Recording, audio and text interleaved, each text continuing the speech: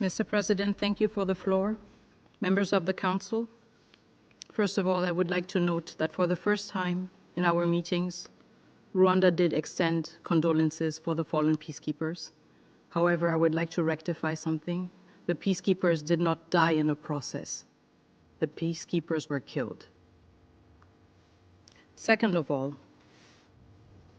SADC forces deployment through SAMI DRC were not deployed unilaterally by the DRC, but rather with a mandate from the AU, an organization Rwanda is a part of, even if its behavior in the DRC clearly flaunts its principles. Third, the M23 excluded itself from the Nairobi process by renewing attacks against the FARDC. The government of the DRC has nonetheless expressed its willingness to re-include the M23 in the Nairobi process. We reject Rwanda's obsession and attempts to elevate the M23 to the level of an interlocutor deemed fit to sit at the same table as a legitimate government. 30 years down the line, we have never stooped to the level of expecting and demanding from Rwanda to talk to its brothers and sisters, the FDLR, who are still in our country. We have not stooped to that level. Fourth, on regime change, we will remind the Rwandan delegation that the M23 and the AFC has repeatedly expressed its intent to march in Kinshasa. The very M23 Rwanda forces are backing right now. There is a subtlety that should not go amiss between words and actions. Rwanda's actions, side by side with the M23, are actions seeking to overthrow a legitimately established government. On the Luanda and Nairobi processes, we will remind the Rwandan representative that the DRC never left the negotiating table. It was Rwanda that did not show up on the 15th. It was Rwanda that did not come when President Lorenzo invited us. And President Kenyatta was also present. President Tshisekedi honored his commitment. In the past weeks, we have seen efforts, calls from this council, from our partners, from our friends, urging us all to renew our efforts within the Luanda process. The DRC never left the table. It is up to Rwanda to come back to the table.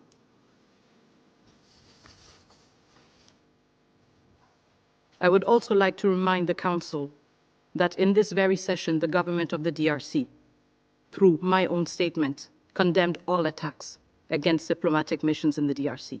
We do this in our concern to abide by and respect international law.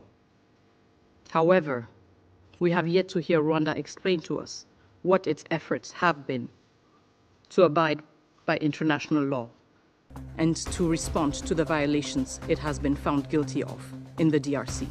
Violations of the Charter, violations of international humanitarian law, violations of international human rights law. Members of the Council, I would like to close with what has brought us back here in less than 48 hours. Rwanda's outright contempt for this Council and its declaration that it will not, for the Council and the Council's declaration, and its demonstration that it is in the deluded belief that there is a Rwandan exception when it comes to international law. But what has also brought us here is the Council's choice 2 days ago to opt for words and not for actions. This Council is not unable to take actions. In fact, it is uniquely equipped to take actions. Hence, the question that remains at the end of this meeting is whether this Council is unwilling to act. Thank you. I thank Her Excellency Ms. Kayikwamba Wagner for her statement. And I now give the floor to the representative of the Russian Federation.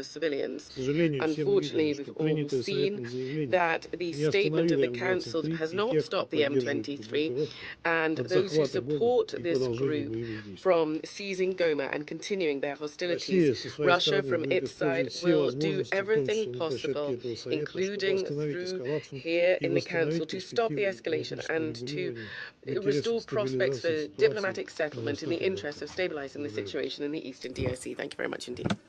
I thank the representative of the Russian Federation for the statement.